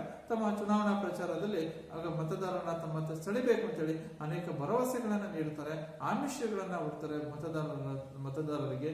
ಅಂತ ಭರವಸೆಗಳನ್ನೇ ಚುನಾವಣಾ ಪ್ರಣಾಳಿಕೆಗಳಂತ ಕರೀತಾರೆ. ನೆಕ್ಸ್ಟ್ ಮತದಾನದ ದಿನ. ಮತದಾನ ದಿನ ಅಂತಂದ್ರೆ ಮತದಾರನು ಮತವನ್ನು ಚಲಾಯಿಸಲು ನಿಗದಿಪಡಿಸಿದಂತಹ ದಿನ, ಮತದಾನ ನಡೆಯುವಂತಹ ಸ್ಥಳ, ಮತದಾನದ ದಿನದಂದು ಚುನಾವಣಾ ಆಯೋಗ ನಿಗದಿಪಡಿಸಿರುತ್ತೋ ಆ ದಿನಾಂಕದಂದು ಆ ಸಮಯಕ್ಕೆ ಸರಿಯಾಗಿ ಏನು ಸಮಯ ನಿಗದಿಪಡಿಸಿರುತ್ತೋ ಆ ಸಮಯದ ಒಳಗಡೆ ಅವನು ಮತದಾನ ಕೇಂದ್ರಕ್ಕೆ ಹೋಗಿ, ಮತಗಟ್ಟೆ ಕೇಂದ್ರಕ್ಕೆ ಹೋಗಿ ತಮ್ಮ ಮತವನ್ನ, ಅಮೂಲ್ಯವಾದಂತಹ ಮತವನ್ನ ಅವನು ಯಾವ ಅಭ್ಯರ್ಥಿಗೆ ಚಲಾಯಿಸಬೇಕು ಅಂತ ನಿರ್ಧರಿಸಿರ್ತಾನೋ ಆ ಅಭ್ಯರ್ಥಿಗೆ ಚಲಾಯಿಸಬಹುದು. ಇನ್ನು ಮತ ಎಣಿಕೆ ಕಾರ್ಯ. ಮತದಾನ ಮುಗಿದ ನಂತರವಾಗಿ ಮತ ಎಣಿಕೆ ಕೇಂದ್ರಕ್ಕೆ ಒಂದು EVM ಮಿಷನ್ಗಳನ್ನ ರವಾನಿಸಿದ ನಂತರವಾಗಿ ಆ ಮತ ಎಣಿಕೆ ಕೇಂದ್ರದಲ್ಲಿ ನೇಮಕಗೊಂಡಂತಹ ಅಧಿಕಾರಿಗಳು ಆ ಎಣಿಕೆ ಕಾರ್ಯವನ್ನ ಪ್ರಾರಂಭಿಸ್ತಾರೆ. ಮತ ಎಣಿಕೆ ಮಾಡುವಾಗ ಆ ಚುನಾವಣೆಯಲ್ಲಿ ಸ್ಪರ್ಧಿಸುವಂತಹ ಅಭ್ಯರ್ಥಿಗಳು ಮತ್ತು ಅವರ ಏಜೆಂಟ್ಗಳ ಸಮ್ಮುಖದಲ್ಲಿ ಈ ಎಣಿಕೆ ಕಾರ್ಯವು ನಡೆಯುತ್ತೆ. ಆ ಒಂದು ಮತದಾನದಲ್ಲಿ ಏನು ಅವ್ಯವಹಾರಗಳು ಏನಾದರೂ ಸಂಭವಿಸಿದ್ರೆ ಎಂಬ ಸಂದೇಹಗಳು, ಅನುಮಾನಗಳು ಬಂದಾಗ ಅಭ್ಯರ್ಥಿಗಳು ನ್ಯಾಯಾಲಯದ ಮೊರೆ ಹೋಗಬಹುದು. ಇನ್ನ ಮತ ಎಣಿಕೆ ಕೇಂದ್ರದಲ್ಲಿರುವಂತಹ ರಿಟರ್ನಿಂಗ್ ಆಫೀಸರ್ ಅಂತ ಏನ್ ಕರಿತೀವೋ ಆ ರಿಟರ್ನಿಂಗ್ ಅಧಿಕಾರಿಯು ಚುನಾವಣೆ ಮತ ಎಣಿಕೆಯ ಫಲಿತಾಂಶವನ್ನ ಘೋಷಣೆ ಮಾಡ್ತಾರೆ. ಚುನಾವಣಾ ಪ್ರಕ್ರಿಯೆಗಳು. ವಿದ್ಯಾರ್ಥಿಗಳೇ, ನಾವೀಗ ಚುನಾವಣಾ ಪ್ರಕ್ರಿಯೆಗಳ ಬಗ್ಗೆ ತಿಳ್ಕೊಂಡು, ಚುನಾವಣೆಗಳು ನಡೆಯಬೇಕು ಅಂತಂದ್ರೆ ಯಾವ್ಯಾವ ಒಂದು ಪ್ರಕ್ರಿಯೆಗಳಲ್ಲಿ ಹಂತಗಳ ಮೂಲಕವಾಗಿ ಚುನಾವಣೆಗಳು ನಡೀತವೆ. ನಾವೀಗ ಈ ಚುನಾವಣಾ ಪ್ರಕ್ರಿಯೆ ನಿಮಗೆ ಸಂಪೂರ್ಣವಾಗಿ ಅರ್ಥ ಆಗಿದೆ ಅಂತಂದ್ರೆ ನೆಕ್ಸ್ಟ್ ರಾಜಕೀಯ ಪಕ್ಷಗಳು. ಈ ರಾಜಕೀಯ ಪಕ್ಷಗಳು ಚುನಾವಣೆಯಲ್ಲಿ ಸ್ಪರ್ಧಿಸ್ತವೆ. ಅಂತ ರಾಜಕೀಯ ಪಕ್ಷಗಳು ಚುನಾವಣೆಯಲ್ಲಿ ಸ್ಪರ್ಧಿಸುವಂತಹ ಅಭ್ಯರ್ಥಿಗಳಿಗೆ ತಮ್ಮ ಪಕ್ಷದ ಚಿಹ್ನೆಯನ್ನ ನೀಡುತ್ತವೆ. ಅಧಿಕೃತ ಒಂದು ಪತ್ರವನ್ನ ತಮ್ಮ ಪಕ್ಷದ ಪರವಾಗಿ ನೀಡುತ್ತಾರೆ. ಈ ರಾಜಕೀಯ ಪಕ್ಷಗಳು ನಮ್ಮ ದೇಶದ ಪ್ರಜಾಪ್ರಭುತ್ವ ವ್ಯವಸ್ಥೆಯಲ್ಲಿ ಅವಶ್ಯಕ ಮತ್ತು ಬಹಳ ಅನಿವಾರ್ಯವು. ರಾಜಕೀಯ ಪಕ್ಷಗಳು ಪ್ರಜಾಪ್ರಭುತ್ವ ಮಾದರಿಯ ಸರ್ಕಾರಗಳಲ್ಲಿ ಈ ರಾಜಕೀಯ ಪಕ್ಷಗಳು ಅನಿವಾರ್ಯ ಮತ್ತು ಬಹಳ ಅವಶ್ಯಕವಾದವು. ಇವು ಪ್ರತಿನಿಧಿಗಳು ಸರ್ಕಾರ ಮತ್ತು ಜನಸಮುದಾಯದ ನಡುವೆ ಕೊಂಡಿಯಾಗಿ ಒಂದು ಸೇತುವೆಯಾಗಿ ತಮ್ಮ ಕೆಲಸವನ್ನ, ತಮ್ಮ ಕಾರ್ಯವನ್ನ ಇವು ನಿರ್ವಹಿಸ್ತವೆ. ಯಾವ ರಾಜಕೀಯ ಪಕ್ಷಗಳು ನಮ್ಮ ದೇಶದ ಸಾಮಾಜಿಕ ಮತ್ತು ಆರ್ಥಿಕ ಪ್ರಗತಿಗಾಗಿ ನಿಯಮಗಳನ್ನ ಹಾಗೂ ಕಾನೂನುಗಳನ್ನು ರೂಪಿಸುವಲ್ಲಿ ತಮ್ಮ ಪ್ರಮುಖ ಪಾತ್ರವನ್ನು ರಾಜಕೀಯ ಪಕ್ಷಗಳು ನಿರ್ವಹಿಸ್ತವೆ. ಈ ರಾಜಕೀಯ ಪಕ್ಷಗಳಲ್ಲಿ ನಮ್ಮ ಕೇಂದ್ರದ ಸಂಸತ್ತಿನ ಕೆಳಮನೆ ಯಾವುದು? ಲೋಕಸಭೆ. ನಮ್ಮ ಕೇಂದ್ರ ಸಂಸತ್ತಿನ ಕೆಳಮನೆಯಾದಂತಹ ಲೋಕಸಭೆ. ಇನ್ನ ರಾಜ್ಯ ಮಟ್ಟದಲ್ಲಿ ಒಂದು ಕೆಳಮನೆಯಾದಂತಹ ವಿಧಾನಸಭೆ. ಯಾವ ಒಂದು ರಾಜಕೀಯ ಪಕ್ಷ ಸ್ಪಷ್ಟವಾದಂತಹ ಒಂದು ವಿಧಾನಸಭೆ ಮತ್ತು ಲೋಕಸಭೆಯಲ್ಲಿ ಸ್ಪಷ್ಟವಾದಂತಹ ಒಂದು ಚುನಾವಣೆಯಲ್ಲಿ ಸ್ಪಷ್ಟ ಬಹುಮತವನ್ನ ಪಡೆಯುತ್ತೋ ಆ ಪಕ್ಷ, ಅಂತಹ ರಾಜಕೀಯ ಪಕ್ಷ ಸರ್ಕಾರವನ್ನು ರಚನೆ ಮಾಡುತ್ತೆ. ಸರ್ಕಾರವನ್ನು ರಚನೆ ಮಾಡಿ ಆಡಳಿತ ಪಕ್ಷವಾಗುತ್ತೆ. ಅಂದ್ರೆ ಈ ಒಂದು ರಾಜಕೀಯ ಪಕ್ಷಗಳು ಕೆಲವೊಮ್ಮೆ ರಾಜಕೀಯ ಪ್ರವೇಶವನ್ನ ಯಾರು ಬಯಸ್ತಾರೋ, ನಾನು ರಾಜಕೀಯ ರಾಜಕೀಯಕ್ಕೆ ಸೇರ್ಬೇಕು ಅಂತ ಹೇಳ್ತಾರೋ ಅಂತ ರಾಜಕೀಯ ಪ್ರವೇಶವನ್ನ ಬಯಸುವವರಿಗೆ ತರಬೇತಿ ಕೇಂದ್ರಗಳು ಅಂತಂದ್ರೆ ತಪ್ಪಾಗಲ್ಲ. ಯಾವನ ರಾಜಕೀಯ ಪಕ್ಷಗಳನ್ನ ಇವು ದೇಶದ ಸಾಮಾಜಿಕ ಆರ್ಥಿಕ ಪ್ರಗತಿಗಾಗಿ ಅಗತ್ಯವಾದಂತಹ ಕಾನೂನುಗಳನ್ನ, ನಿಯಮಗಳನ್ನ ರೂಪಿಸುವಲ್ಲೂ ಸಹ ಪ್ರಮುಖ ಪಾತ್ರವನ್ನು ವಹಿಸುತ್ತವೆ. ರಾಷ್ಟ್ರ ಮಟ್ಟದಲ್ಲಿ ಕೇಂದ್ರ ಸಂಸತ್ತಿನ ಕೆಳಮನೆ ಅಥವಾ ಲೋಕಸಭೆ, ರಾಜ್ಯ ಮಟ್ಟದಲ್ಲಿ ಕೆಳಮನೆ ಅಥವಾ ವಿಧಾನಸಭೆಯಲ್ಲಿ ಬಹುಮತ ಹೊಂದಿರುವಂತಹ ರಾಜಕೀಯ ಪಕ್ಷ ಸರ್ಕಾರವನ್ನ ರಚನೆ ಮಾಡುತ್ತೆ. ಅದು ಆಡಳಿತ ಪಕ್ಷವಾಗುತ್ತೆ. ಯಾವ ಪಕ್ಷ ಒಂದು ಸ್ಪಷ್ಟ ಬಹುಮತವನ್ನ ಪಡೆಯಲು ವಿಫಲವಾಗುತ್ತೋ ಅಂತ ಪಕ್ಷವನ್ನ ವಿರೋಧ ಪಕ್ಷವಾಗುತ್ತೆ. ಆ ವಿರೋಧ ಪಕ್ಷ ಏನು ಸ್ಪಷ್ಟ ಬಹುಮತ ಪಡೆದು ಸರ್ಕಾರ ರಚನೆ ಮಾಡಿರುತ್ತೋ ಆಡಳಿತ ಪಕ್ಷದ ಕಾರ್ಯವೈಖರಿಗಳನ್ನ ಟೀಕಿಸೋದು, ವಿಮರ್ಶಿಸೋದು ಈ ವಿರೋಧ ಪಕ್ಷದ ಒಂದು ಕಾರ್ಯವಾಗಿರುತ್ತೆ. ಈ ಒಂದು ವಿರೋಧ ಪಕ್ಷ ಈ ಆಡಳಿತ ಪಕ್ಷವನ್ನು ವಿಮರ್ಶೆ ಮಾಡುವಂತ ಅಧಿಕಾರವನ್ನ ಹೊಂದಿರೋದು. ಉಳಿದ ಸಣ್ಣ ಸಣ್ಣ ಪಕ್ಷಗಳು ಹಾಗೂ ಸ್ವತಂತ್ರ ಅಭ್ಯರ್ಥಿಗಳು ಸಮಯ ಬಂದಾಗ ತಮ್ಮ ಸ್ವ ಇಚ್ಛೆಯಿಂದ ಆಡಳಿತ ಮತ್ತು ವಿರೋಧ ಪಕ್ಷವನ್ನ ಬೆಂಬಲಿಸುವಂತ ಅಧಿಕಾರವನ್ನ ಅವರು ಹೊಂದಿರ್ತಾರೆ. ಇನ್ನ ಸಣ್ಣ ಪುಟ್ಟ ಒಂದು ಪಕ್ಷಗಳಿರ್ಬೋದು, ಸಣ್ಣ ಸಣ್ಣ ಪಕ್ಷಗಳು ಹಾಗೂ ಸ್ವತಂತ್ರ ಒಂದು ಅಭ್ಯರ್ಥಿಗಳು, ಏನು ನಾವು ಇಂಡಿಪೆಂಡೆಂಟ್ ಕ್ಯಾಂಡಿಡೇಟ್ ಅಂತ ಕರೀತೀವೋ ಆ ಸ್ವತಂತ್ರ ಅಭ್ಯರ್ಥಿಗಳು ಸಣ್ಣ ಸಣ್ಣ ಪಕ್ಷಗಳು ಅವರು ಸ್ವ ಇಚ್ಛೆಯಿಂದ ಸಮಯ ಬಂದಾಗ ಅವರು ಯಾವುದೇ ಒಂದು ಆಡಳಿತ ಅಥವಾ ವಿರೋಧ ಪಕ್ಷವನ್ನ ಬೆಂಬಲಿಸುವಂತಹ ಅಧಿಕಾರವನ್ನು ಪಡೆದಿರ್ತಾರೆ. ನೆಕ್ಸ್ಟ್, ರಾಜಕೀಯ ಪಕ್ಷಗಳು ಯಾವ ರೀತಿಯಾಗಿ ಬಹಳ ಪ್ರಮುಖ ಸ್ಥಾನವನ್ನು ಪಡ್ಕೊಂಡಿದ್ದಾವೋ ನಮ್ಮ ದೇಶದ ಪ್ರಜಾಪ್ರಭುತ್ವ ಮಾದರಿ ಸರ್ಕಾರ ವ್ಯವಸ್ಥೆಯಲ್ಲಿ, ಅದೇ ರೀತಿ ರಾಷ್ಟ್ರೀಯ ಪಕ್ಷಗಳು ಸಹ ಬಹಳ ಅವಶ್ಯಕವಾದ ರಾಷ್ಟ್ರೀಯ ಪಕ್ಷಗಳು ಇವು ಸಹ ನಮ್ಮ ಪ್ರಜಾಪ್ರಭುತ್ವ ಮಾದರಿ ಸರ್ಕಾರ ವ್ಯವಸ್ಥೆಯಲ್ಲಿ ರಾಷ್ಟ್ರೀಯ ಪಕ್ಷಗಳು ಬಹಳ ಅವಶ್ಯಕ ಮತ್ತು ಪ್ರಮುಖವಾದಂತಹ ಒಂದು ಪಾತ್ರವನ್ನ ಇವು ನಿರ್ವಹಿಸುತ್ತವೆ. ಭಾರತದಲ್ಲಿ ಹಲವು ರಾಜಕೀಯ ಪಕ್ಷಗಳಿದ್ದು ಅವುಗಳ ರಾಷ್ಟ್ರೀಯ ರಾಜಕೀಯ ಪಕ್ಷ ಮತ್ತು ಪ್ರಾಂತೀಯ ರಾಜಕೀಯ ಪಕ್ಷ ಅಂತ. ನಮ್ಮ ದೇಶದ ಅನೇಕ ರಾಜಕೀಯ ಪಕ್ಷಗಳದ, ಅವುಗಳನ್ನ ನಾವೇನ್ ಮಾಡ್ತೀವಿ ಎರಡು ಭಾಗಗಳಾಗಿ. ಒಂದು ರಾಷ್ಟ್ರೀಯ ರಾಜಕೀಯ ಪಕ್ಷ, ಎರಡನೇದು ಪ್ರಾಂತೀಯ ರಾಜಕೀಯ ಪಕ್ಷ ಅಂತ. ರಾಷ್ಟ್ರೀಯ ರಾಜಕೀಯ ಪಕ್ಷಗಳು ನಮ್ಮ ದೇಶದ ಹಲವಾರು ರಾಜ್ಯಗಳಲ್ಲಿ ತಮ್ಮದೇ ಆದಂತಹ ಶಾಖೆಗಳನ್ನ ಅವರು ಹೊಂದಿದ್ದಾರೆ. ರಾಷ್ಟ್ರೀಯ ರಾಜಕೀಯ ಪಕ್ಷಗಳು, ಈ ರಾಷ್ಟ್ರೀಯ ಪಕ್ಷಗಳು ಕೇಂದ್ರದ ಲೋಕಸಭೆ, ರಾಜ್ಯದ ವಿಧಾನಸಭೆಗಳಲ್ಲಿ ಗೌರವಿತವಾದಂತಹ ಸಂಖ್ಯೆಯ ಪ್ರತಿನಿಧಿಗಳನ್ನ ಈ ರಾಷ್ಟ್ರೀಯ ರಾಜಕೀಯ ಪಕ್ಷಗಳು ಹೊಂದಿರ್ತವೆ. ಲೋಕಸಭೆಯಲ್ಲೂ ಮತ್ತು ವಿಧಾನಸಭೆಯಲ್ಲೂ ತಮ್ಮದೇ ಆದಂತಹ ಪ್ರತಿನಿಧಿಯನ್ನ ಅವರು ಒಳಗೊಂಡಿರ್ತವೆ. ಈ ರಾಷ್ಟ್ರೀಯ ರಾಜಕೀಯ ಪಕ್ಷಗಳಿಗೆ ಚುನಾವಣಾ ಆಯೋಗವು ಮಾನ್ಯತೆಯನ್ನ ನೀಡೋದು. ರಾಷ್ಟ್ರೀಯ ರಾಜಕೀಯ ಪಕ್ಷಗಳು ಅಂತಂದ್ರೆ ಉದಾಹರಣೆ ರಾಷ್ಟ್ರೀಯ ಕಾಂಗ್ರೆಸ್ ಪಕ್ಷ, ಭಾರತೀಯ ಜನತಾ ಪಕ್ಷ ಇತ್ಯಾದಿಗಳು ಈ ರಾಷ್ಟ್ರೀಯ ಪಕ್ಷಗಳಾಗಿದ್ದು ತಮ್ಮದೇ ಆದ ಪಕ್ಷದ ಚಿಹ್ನೆಯನ್ನ ಹೊಂದಿ ಅವು ಗುರುತಿಸಿಕೊಂಡಿವೆ. ತಮ್ಮದೇ ಆದಂತಹ ಒಂದು ಪಕ್ಷದ ತಮ್ಮದೇ ಆದಂತಹ ಒಂದು ಚಿಹ್ನೆಯೊಂದಿಗೆ ರಾಷ್ಟ್ರೀಯ ಪಕ್ಷಗಳು ರಾಷ್ಟ್ರೀಯ ರಾಜಕೀಯ ಪಕ್ಷಗಳು ಗುರುತಿಸಿಕೊಂಡಿರ್ತವೆ. ಅವುಗಳಿಗೆ ಆ ರಾಷ್ಟ್ರೀಯ ರಾಜಕೀಯ ಪಕ್ಷಗಳಿಗೆ ಚುನಾವಣಾ ಆಯೋಗವು ಸಹ ಮಾನ್ಯತೆಯನ್ನು ನೀಡಿರುತ್ತೆ. ಬೇರೆ ಬೇರೆ ರಾಜ್ಯಗಳಲ್ಲಿ ತಮ್ಮದೇ ಆದ ಶಾಖೆಗಳನ್ನ ಈ ರಾಷ್ಟ್ರೀಯ ರಾಜಕೀಯ ಪಕ್ಷಗಳು ಹೊಂದಿರ್ತವೆ. ಈ ರಾಜಕೀಯ ಪಕ್ಷಗಳನ್ನ ರಾಷ್ಟ್ರೀಯ ರಾಜಕೀಯ ಪಕ್ಷ, ಪ್ರಾಂತೀಯ ರಾಜಕೀಯ ಪಕ್ಷ ಅಂತ ವಿಂಗಡಣೆ ಮಾಡಿರ್ತೀವಿ. ನೆಕ್ಸ್ಟ್, ಪ್ರಾದೇಶಿಕ ರಾಜಕೀಯ ಪಕ್ಷಗಳು. ಪ್ರಾದೇಶಿಕ ರಾಜಕೀಯ ಪಕ್ಷಗಳು ರಾಜ್ಯಗಳ ರಾಜಕೀಯ ಪಕ್ಷಗಳು ಅಂತ ನಾವನ್ನ ಕರೀತೀವಿ. ಪ್ರಾದೇಶಿಕ ರಾಜಕೀಯ ಪಕ್ಷಗಳನ್ನ ವಿಧಾನಸಭೆಯಲ್ಲಿ ಗಣನೀಯ ಸಂಖ್ಯೆಯ ಅಭ್ಯರ್ಥಿಗಳನ್ನ ಅಥವಾ ಸದಸ್ಯರನ್ನ ಹೊಂದಿರುವ ರಾಜ್ಯ ಪಕ್ಷಗಳನ್ನ ಪ್ರಾದೇಶಿಕ ಪಕ್ಷಗಳು ಅಂತ ಕರೀತೀವಿ. ವಿಧಾನಸಭೆಯಲ್ಲಿ ನಮ್ಮ ರಾಜ್ಯದ ವಿಧಾನಸಭೆಯಲ್ಲಿ ಗಣನೀಯ ಸಂಖ್ಯೆಯ ಅಭ್ಯರ್ಥಿಗಳನ್ನ ಅಥವಾ ಸದಸ್ಯರನ್ನ ಹೊಂದಿರುವ ರಾಜ್ಯ ಪಕ್ಷಗಳನ್ನ ಪ್ರಾದೇಶಿಕ ಪಕ್ಷಗಳು ಅಂತ ಕರಿತೀವಿ. ಹಲವಾರು ರಾಜ್ಯಗಳಲ್ಲಿ ಪ್ರಾದೇಶಿಕ ಪಕ್ಷಗಳು ತಮ್ಮ ವರ್ಚಸ್ಸಿನಿಂದಾಗಿ ಬಹುಮತ ಪಡೆದು ಸರ್ಕಾರವನ್ನು ರಚಿಸಿಕೊಂಡಿರ್ತಾರೆ. ಅನೇಕ ರಾಜ್ಯಗಳಲ್ಲಿ ನೋಡಬಹುದು, ಕೆಲವು ರಾಜ್ಯಗಳಲ್ಲಿ ಪ್ರಾದೇಶಿಕ ಪಕ್ಷಗಳೇ ಅತಿ ಹೆಚ್ಚು ವರ್ಚಸ್ಸನ್ನು ಹೊಂದಿರ್ತವೆ. ಈ ರಾಷ್ಟ್ರೀಯ ಪಕ್ಷಗಳಿಗಿಂತ ತಮ್ಮದೇ ಆದಂತಹ ಒಂದು ವರ್ಚಸ್ಸನ್ನ, ಉತ್ತಮವಾದಂತಹ ದಕ್ಷವಾದಂತಹ ಆಡಳಿತವನ್ನ ಕೆಲವೊಂದು ರಾಜ್ಯಗಳಲ್ಲಿ ನೀಡ್ತಾ ಇದ್ದಾವೆ. ಅದರಿಂದ ಕೆಲವೊಂದು ರಾಜ್ಯಗಳಲ್ಲಿ ಪ್ರಾದೇಶಿಕ ಪಕ್ಷಗಳೇ ಸರ್ಕಾರವನ್ನ ರಚನೆ ಮಾಡಿ ಆಡಳಿತವನ್ನ ನಡೆಸ್ತಾ ಇದ್ದಾರೆ. ಈ ಪ್ರಾದೇಶಿಕ ರಾಜಕೀಯ ಪಕ್ಷಗಳು ಸರ್ಕಾರ ರಚಿಸಿಕೊಂಡು ಆಡಳಿತ ನಡೆಸಿದ್ದಕ್ಕೆ ಉದಾಹರಣೆಯನ್ನು ಹೇಳೋದಾದ್ರೆ ತಮಿಳುನಾಡಿನ DMK, AIADMK ಪಕ್ಷ, ಅಸ್ಸಾಂ ಗಣ ಪರಿಷತ್, ಆಂಧ್ರ ಪ್ರದೇಶದ ತೆಲುಗು ದೇಶಂ ಪಕ್ಷ, ಮಹಾರಾಷ್ಟ್ರದ ಶಿವಸೇನಾ ಪಕ್ಷ, ಕರ್ನಾಟಕದ ಜನತಾದಳ. ಈ ಪ್ರಾದೇಶಿಕ ರಾಜಕೀಯ ಪಕ್ಷಗಳು ಸರ್ಕಾರವನ್ನ ರಚಿಸಿಕೊಂಡು ಆಡಳಿತವನ್ನ ನಡೆಸಿದ್ದಾರೆ. ಇವರೇ ತಮ್ಮ ವರ್ಚಸ್ಸಿನಿಂದಾಗಿ ಪ್ರಾದೇಶಿಕ ಪಕ್ಷಗಳು ತಮ್ಮದೇ ಆದಂತಹ ವರ್ಚಸ್ಸಿನಿಂದ ಆಡಳಿತವನ್ನ ನಡೆಸಿದ್ದಾರೆ. ಇದಕ್ಕೆ ಉದಾಹರಣೆ ಅಂತಂದ್ರೆ ಕರ್ನಾಟಕದಲ್ಲಿ ಜನತಾದಳ, ಅಸ್ಸಾಂನಲ್ಲಿ ಅಸ್ಸಾಂ ಗಣ ಪರಿಷತ್, ಮಹಾರಾಷ್ಟ್ರದಲ್ಲಿ ಶಿವಸೇನಾ, ತಮಿಳುನಾಡಿನಲ್ಲಿ AIADMK ಮತ್ತು AIADMK ಪಕ್ಷ, ಆಂಧ್ರ ಪ್ರದೇಶದಲ್ಲಿ ತೆಲುಗು ದೇಶಂ ಪಕ್ಷ. ಇವೆಲ್ಲವೂ ಸಹ ಸಮಾಜವಾದಿ ಪಕ್ಷಗಳು. ಇವೆಲ್ಲವೂ ಒಂದು ಸರ್ಕಾರವನ್ನ ರಚನೆ ಮಾಡಿ ಆಡಳಿತವನ್ನು ನಡೆಸಿರುವುದಕ್ಕೆ ಉದಾಹರಣೆಗಳು. ಈ ಎಲ್ಲ ಪ್ರಾದೇಶಿಕ ಪಕ್ಷಗಳು ತಮ್ಮದೇ ಆದಂತಹ ಒಂದು ಪಕ್ಷದ ಚಿಹ್ನೆಯನ್ನ ಹೊಂದಿರ್ತವೆ.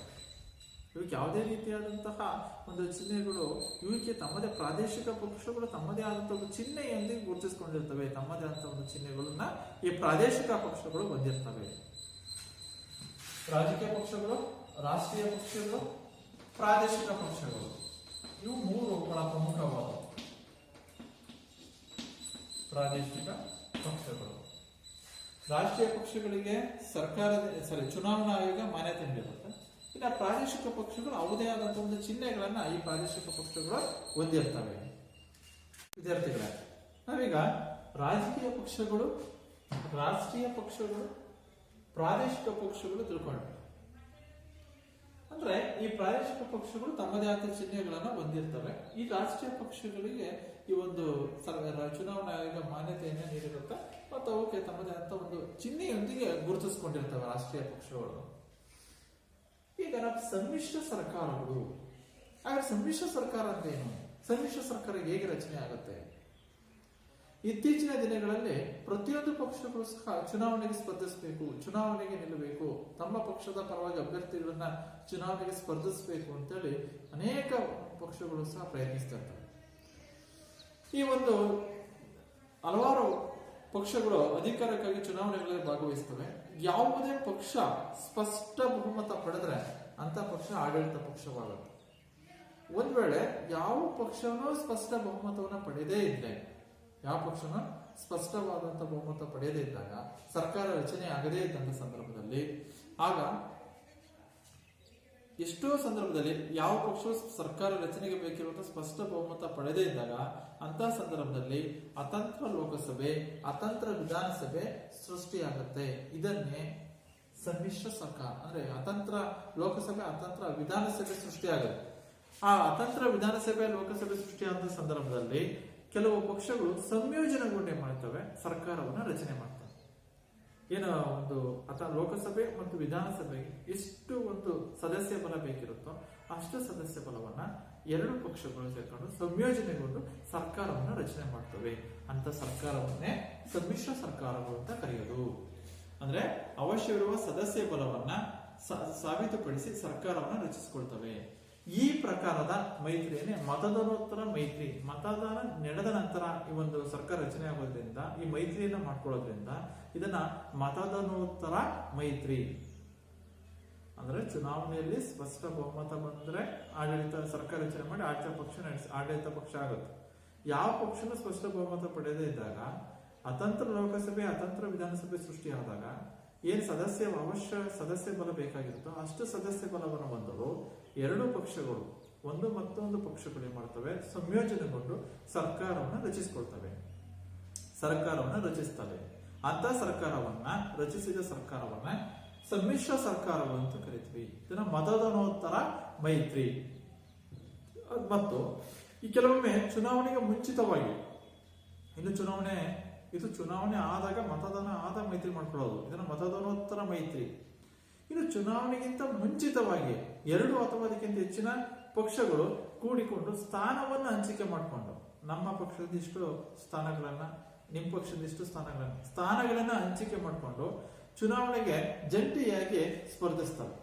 ಈ ಪ್ರಕಾರದ ಮೈತ್ರಿಯನ್ನೇ ಮತದಾನ ಪೂರ್ವ ಮೈತ್ರಿ. ಚುನಾವಣೆಗಿಂತ ಮುಂಚಿತವಾಗಿಯೇ ಎರಡು ಪಕ್ಷಗಳು ತಮ್ಮ ಸ್ಥಾನಗಳನ್ನ ಹಂಚಿಕೆ ಮಾಡಿಕೊಂಡು ಚುನಾವಣೆಗೆ ಸ್ಪರ್ಧಿಸೋದು. ಇದನ್ನ ಮತದಾನ ಪೂರ್ವ ಮೈತ್ರಿ ಅಂತೇಳಿ ಕರೀತೀವಿ. ಈ ಎರಡೂ ಪ್ರಕಾರದ ಮೈತ್ರಿಗಳು ಯಾವಾಗ ಅತಂತ್ರ ಸ್ಥಿತಿ ಉಂಟಾಗುತ್ತದೆಯೋ ಆ ಸಂದರ್ಭದಲ್ಲಿ ಸರ್ಕಾರವನ್ನ ರಚಿಸಿಕೊಳ್ಳಲು ಸಹಾಯಕವಾಗುತ್ತೆ.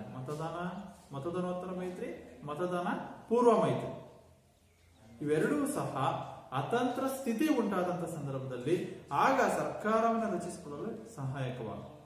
ಈ ಪ್ರಕಾರವಾಗಿ ಎರಡಕ್ಕಿಂತ ಹೆಚ್ಚು ಪಕ್ಷಗಳ ಸಹಕಾರದಿಂದ ರಚನೆಗೊಂಡಂತಹ ಸರ್ಕಾರವನ್ನೇ ಸಮ್ಮಿಶ್ರ ಸರ್ಕಾರಗಳು. ಈ ಸಮ್ಮಿಶ್ರ ಸರ್ಕಾರದಲ್ಲಿ ಮೈತ್ರಿ ಹೊಂದಿದ ಪಕ್ಷಗಳು ಮಂತ್ರಿಮಂಡಲದಲ್ಲಿ ತಮ್ಮ ಪಾಲುಗಳನ್ನ ಹಂಚಿಕೊಳ್ತವೆ. ಏನು ಸಮ್ಮಿಶ್ರ ಸರ್ಕಾರದಲ್ಲಿ ಎರಡು ಪಕ್ಷಗಳು ಸೇರ್ಕೊಂಡು ಸಮ್ಮಿಶ್ರ ಸರ್ಕಾರವನ್ನ ರಚನೆ ಮಾಡಿರ್ತಾರೋ ಅವ್ರೇನ್ ಮಾಡ್ತಾರೆ, ನಮ್ಮ ಪಕ್ಷಕ್ಕೆ ಇಷ್ಟು ಸ್ಥಾನವನ್ನ ಕೊಡ್ರಿ, ಸಚಿವ ಸ್ಥಾನವನ್ನ ಕೊಡ್ರಿ, ನಿಮ್ ಪಕ್ಷಕ್ಕೆ ಇಷ್ಟು ಸಚಿವ ಸ್ಥಾನ ಇಟ್ಕೊಳ್ಳೋದು. ಈ ರೀತಿಯಾಗಿ ತಮ್ಮಲ್ಲಿ ಏನ್ ಮಾಡ್ತಾರೆ, ಖಾತೆಗಳನ್ನ ಹಂಚಿಕೆ ಮಾಡ್ಕೊಳ್ತಾರೆ. ಸಮ್ಮಿಶ್ರ ಸರ್ಕಾರ ಅಂತಂದ್ರೆ ಚುನಾವಣೆಯಲ್ಲಿ ಸ್ಪಷ್ಟ ಬಹುಮತ ಬರದೇ ಇದ್ದಂತ ಸಂದರ್ಭದಲ್ಲಿ ಎರಡೂ ಪಕ್ಷಗಳು ಸೇರಿ ಸರ್ಕಾರವನ್ನ ರಚನೆ ಮಾಡೋದು.